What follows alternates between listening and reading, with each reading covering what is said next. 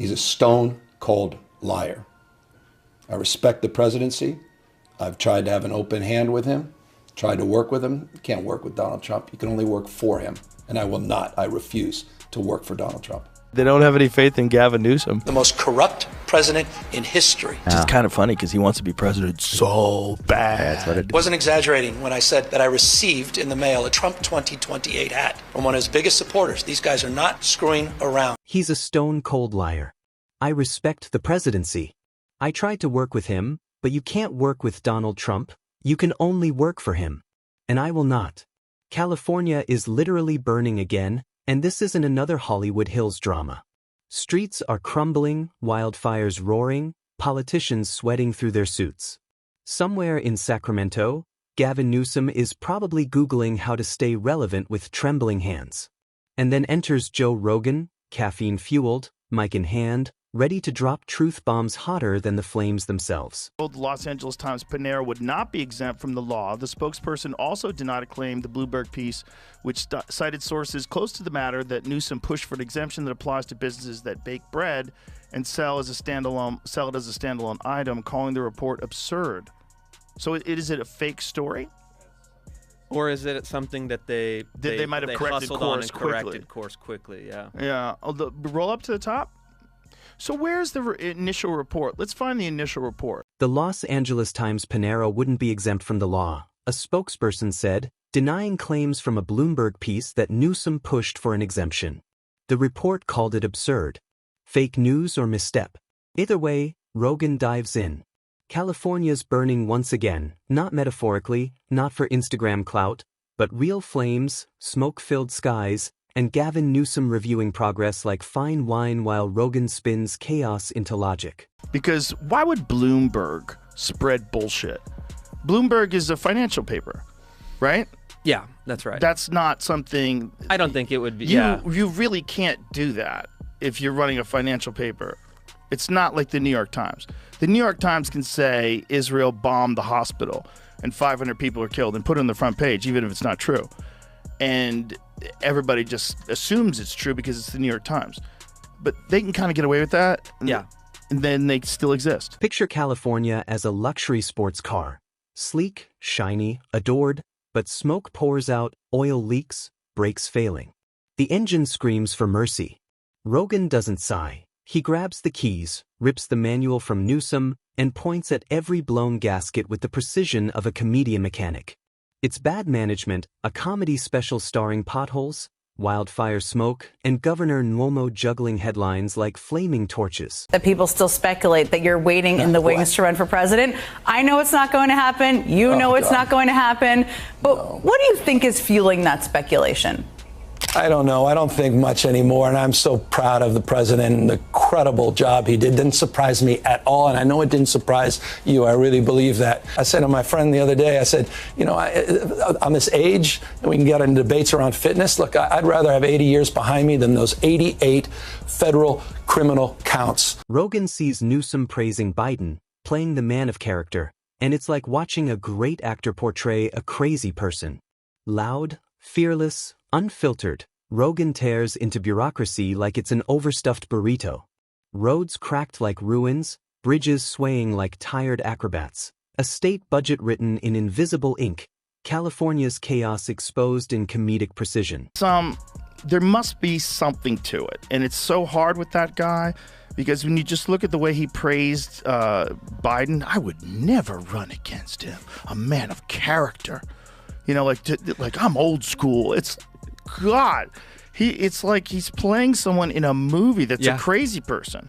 It's like that's how like a really good actor would play a complete crazy person who's insincere enough that smart people recognize it. California's housing crisis? Rogan dives in like a shark smelling nonsense. Skyrocketing rents, tent cities beside empty mansions, politicians promising fixes from Teslas on autopilot. Over-regulated everything, yet disaster everywhere. Comedy gold in the absurdity. Half the population owns solar panels, the other half flamethrowers, Wi-Fi gone at the first spark of wildfire. You can't ruin a city and then go on to ruin a state and say, guys, that was just practice. Once I get it as a president, I'm going to fix it. Wake up, America. Wake up. You will not have a country if he rigs this election. He's a lawless president. Wake up, America. Wake up to what's going on. But he's such a great politician. I mean, No, he's he's not. so smooth. I think he's terrible. He's a good artist. Well, I think it's pretty sick and pathetic. Everything you know about Donald Trump's America, and that was top down, you know that for a fact. Everything you know about the authoritarian tendencies of the President of the United States. Rogan paints California's chaos like a twisted reality show. Newsom's swirling Pinot Noir, fire trucks lost, citizens outraged, influencers posting hashtags mid-evacuation. Roads, traffic, smoke, every detail mocked with razor-sharp sarcasm. You laugh, you cringe, you wonder, maybe Joe should run the state? Or at least host disaster management for dummies. Things that he says when he gets confronted with things, we're the highest this and the highest that. Like, everybody's leaving. You will have a president who will be running for a third term. Mark my word. You have the highest unemployment. You have the highest homelessness. He doesn't believe in free enterprise, crony capitalism. He is wrecking this country, wrecking the economy. You killed Hollywood. Like, Hollywood doesn't exist anymore. Rogan zeroes in on Silicon Valley, pretending it's a futuristic utopia while servers melt and engineers sip overpriced oat milk lattes. Preventable disasters? Ignored. Criminals released? A grotesque mismanagement.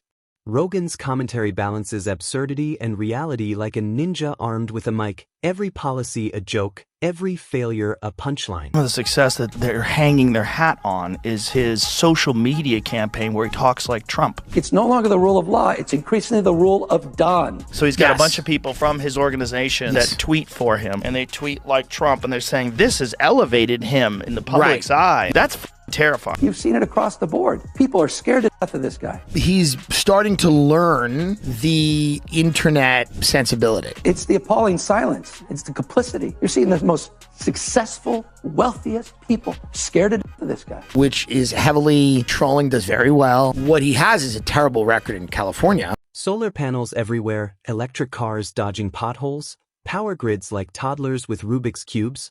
California is electric, sustainable, and useless in a wildfire. Rogan mocks it all. Every promise, every press release, every social media flex is shredded. Disaster management replaced by Instagram aesthetics. Nice work, Governor. Which means it was preventable. You certainly prevent them from raging into the tragedy that they became. Because that was a few months ago. People have short memories. They go, that tweet was fun. He did a post on X that was fun, and it doesn't matter that they let all the criminals out in California. That was grotesque mismanagement. That could have been prevented. You can't prevent hurricanes, can't prevent floods, but you certainly can try and start reducing the moral hazard that we've allowed to explode, quite honestly. He's bad. The people go so much further than him. The dozens of people who've lost their lives, the hundreds of billions of dollars worth of property damage. That's how bad the Democratic Party is right now. Vegan coffee shops beside trash-filled streets. Rallies roaring next to wildfire evacuations. Politicians preach to house plants while the power grid fries. Rogan slices through it all, comedy and warning intertwined. Tweeting doesn't stop flames. Policies written by gamers mid-energy drink collapse under reality's weight. It's like, I'm very big on California, very bullish on California. California has all this industry. Hey, fucko. They're all thinking about moving. The only reason why they don't move is because it's too difficult to move. If it was like every business could instantly pull up roots and replace everything and have everything running in a week at the other place, they'd all be gone. Citizens clutch eviction notices, kombucha in hand, wondering how everything went so wrong. Freeways are parking lots. Politicians add random bike lanes or carpool rules that make less sense than riddles told by caffeinated squirrels. Rogan mocks every absurdity, traffic, bureaucracy, chaos, turning civic disaster into comedy gold. It's too expensive.